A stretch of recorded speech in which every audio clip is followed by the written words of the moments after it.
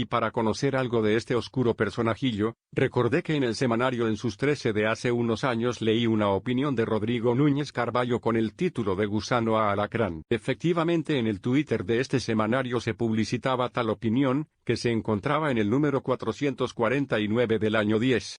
Procedí a ubicar el indicado y pude nuevamente escuchar no con pocas arcadas la vileza de este gusano. Otro más de todos estos politiqueros que andan buscando el poder, y el dinero de todos nosotros los peruanos que mayoritariamente nunca hemos trabajado ni hemos realizado negocios para el corrupto Estado. Aquí para que escuchen y si desean también lean. Opinión. Rodrigo Núñez Carballo. De Gusano a Alacrán. Conozco a Fernando Rospigliosi de toda la vida. Estudió sociología en la Católica, allá por los finales de los 60 e hizo sus primeros pininos en la política como militante de vanguardia revolucionaria. Con el tiempo se convirtió en hombre indispensable de Javier Díez-Canseco pero sin el carisma y el temple de su jefe. Quizás solo asimiló de su compañero su osquedad y el culto del poder. A decir verdad, el gusano así lo llamaba toda la facultad, no destacaba demasiado pero era un hombre leído y disciplinado como una roca. Esas virtudes lo llevaron a trabajar en el Frente Minero a órdenes de Javier. Se trataba de organizar una serie de sindicatos alrededor de la refinería de La Oroya, y los socavones de la Cerro de Pasco Corporation. Exacerbar las contradicciones entre el gobierno de Velasco y los sempiternos explotados, esa era la consigna pero el asunto se desbordó en la mina Cobriza, en noviembre de 1971. El sindicato asesorado por jóvenes vanguardistas cobró fuerza y la infame empresa incumplió pactos y provocó a los mineros. Los ánimos se enardecieron. Un batallón de Sinchis al mando del teniente Góngora, arremetió contra la multitud que protestaba delante de la mina, desatando una carnicería. Cientos de sindicalistas y muchas de sus esposas fueron masacrados. Pablo Inza, un joven líder y secretario general, murió tras un certero balazo en la cabeza, y media docena de dirigentes corrieron igual suerte tras las ráfagas. Velasco es un reformista burgués sometido a la empresa imperialista, clamó el gusano en la reunión de la célula convocada por Díez-Canseco en La Oroya para evaluar la situación. Una siniestra capa de polvo lunar cubrió las conciencias de clase, y el movimiento minero ya no sería nunca el mismo. Tras la masacre y para colmo, Velasco expropió todas las instalaciones del acerro el 1 de enero de 1974. Sin banderas no hay lucha. Volví a ver al gusano a mediados de 1976. Yo buscaba trabajo y mi hermano, que era amigo de Díez-Canseco, me avisó que estaba necesitando un corrector de pruebas para una flamante revista, se llamaba Amauta, imitando el nombre de la famosa publicación de Mariátegui pero tenía poco de cultural, era más bien un periódico de combate, un medio para expandir las luchas populares en un momento en que Morales Bermúdez se encargaba de desmontar la reforma de su antecesor, y combatía la insurgencia de las masas en medio de una profunda crisis económica, en palabras de Díez-Canseco. Fui a la cita y en el acto me pusieron a corregir galeras. Sueldo, dependerá de cómo nos vaya al principio, casi una propina. Pero como no tenía alternativa, acepté sin chistar. Oscar Dancourt, el Piojo, era el director y el gusano cuando no, oficiaba de secretario de redacción y comisario político. ¿Qué diferencia entre la bonomía de aquel joven economista y la grisácea antipatía que destilaba Rospigliosi que se la pasaba escrutando textos ajenos como un censor, escribiendo artículos por encargo de su jefe, y llevando y trayendo la línea política desde las alturas del partido? La revista creció, y el gusano fue ganando poder e influencia por delegación, ya firmaba con nombre propio y velaba por la ortodoxia partidaria, cumpliendo con los encargos más secretos de Díez-Canseco. Solo Maruja Barriga y yo evitamos el someternos a sus posturas y siempre con humor. A mí me miraba casi con odio acusándome de anarcoide e inconformista. Esas eran sus palabras. Felizmente que sabía muy poco de política internacional, y mis artículos no pasaban por sus manos. En 1980 vino la hecatombe para la izquierda legal. La dispersión de los partidos y sus magros resultados electorales determinaron el cierre intempestivo de Amauta. No podíamos competir en esa triste coyuntura con Marca, que se había convertido en un diario de circulación nacional. Así que liamos papeles y algunos nos fuimos al nuevo periódico gracias a las gestiones del Piojo Dancourt que no quería dejarnos en la calle. Pero a Rospigliosi no lo quisieron integrar. Generaba mucha desconfianza. Tenía fuertes anticuerpos entre los otros partidos de izquierda que integraban el directorio, y no le quedó más remedio que hacer de tripas corazón. Renunció a Vanguardia, o quizás Díez-Canseco prescindió de sus servicios políticos. Lo más probable es que, el líder perdiera la confianza de su subalterno, y volvió a la Católica. Allí se matriculó en la maestría de Ciencias Políticas, y de la mano de Sinesio López y de Manuel Piqueras, fue adentrándose en los secretos de Hobbes y Maquiavelo, de Gramsci y Norberto Bobbio, al tiempo que escribía artículos para la revista Caretas, o hacía alguna incursión por el IEP para ganarse algunos reales. Seguro que no fueron tiempos fáciles, aunque su joven esposa, hija de un rector de San Marcos, tenía un trabajo feliz en alguna organización no gubernamental. Como siempre, un hecho dramático vino a obrar como punto de quiebre en su vida.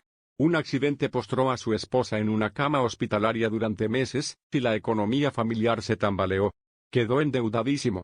Necesitaba dinero, pero, además, alimentar su poderoso ego recuperando el poder perdido.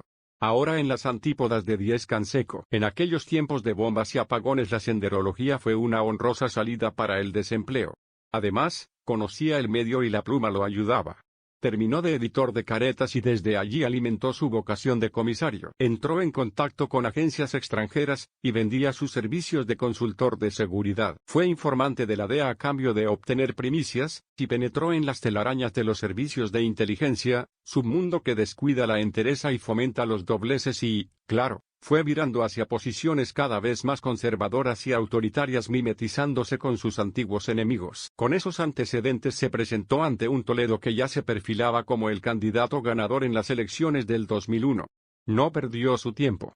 Fue vocero y asesor de campaña, y cuando el cholo de moral más que oxidable fue ungido en Machu Picchu, el gusano se cruzó el fajín como ministro del Interior.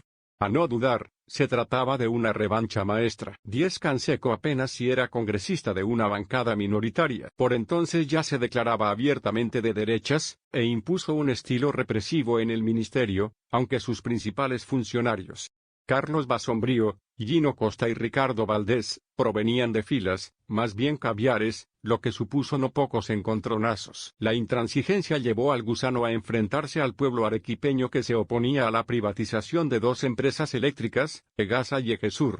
El conflicto se saldó con 2 manifestantes muertos por la policía, decenas de heridos y millones de dólares en pérdidas y la renuncia del ministro, claro está. A Toledo no le quedó más remedio que suspender la venta de las eléctricas. Pero Rospigliosi no se fue a su casa sino a las oficinas del Consejo Nacional de Inteligencia, la antigua cueva de Montesinos, donde fue nombrado presidente. Allí parece que aprendió bastante e incrementó sus contactos. Un año después volvió al ministerio, pero tampoco duró mucho. Una coalición de opositores y algunos oficialistas lograron censurarlo por su inacción durante el linchamiento del alcalde de Ilave. Allí obtuvo el triste privilegio de convertirse en el primer miembro de un gabinete en ser defenestrado tras el retorno de la democracia. Su autoestima resultó mellada y se le cerraron muchas puertas, pero hubo otras que no demoraron en tocarse. En el 2005, según un cable de Wikileaks, el gusano ya se había vuelto un caserito de la embajada norteamericana. Se reunía periódicamente con los consejeros del Departamento del Estado, y le pidió ayuda al mismísimo embajador, James Struble, para frenar el avance electoral de Humala. El presunto objetivo era contener el movimiento nacionalista en las regiones cocaleras. La publicación dio cuenta que Rospigliosi estaba acompañado por Rubén Vargas, exdirector de Defensa Nacional y seguramente su socio en tales andanzas. El embajador Struble rechazó implicarse en campañas de información o comentarios anti-Humala a pesar de compartir la inquietud de los funcionarios peruanos. Así barajó la embajada las visitas de Rospigliosi. La sumisión al imperio tenía una arista pecuniaria. Todo tiene precio en el mundo de la información de inteligencia y Rospigliosi lo sabe. Su patrimonio se había incrementado violentamente desde que fue ministro. Pasó de vivir en una modesta casa en las cercanías del Lince a detentar propiedades en exclusivos barrios limeños y hasta en Miami. Incluso se construyó una linda casa de campo en Santa Eulalia, un buen lugar para hacer reuniones fuera de la luz pública, y para ponerse a pensar en sus negocios turbios. Estoy convencido de que en esos años pasó de ser peón a convertirse en agente encubierto de la Agencia Central de Inteligencia y de la DEA. Desplazado del poder durante el gobierno de Humala, el gusano se refugió en el periodismo, donde comenzó a fungir de imparcial periodista en temas cruciales de política. Ese fue su último reducto. Poco antes se había infiltrado en filas del partido de PPK, y en los inicios de la campaña ofició de vocero, pero fue rápidamente expectorado tras la victoria del 2016. Cosechaba viejas antipatías y andaba en malas juntas.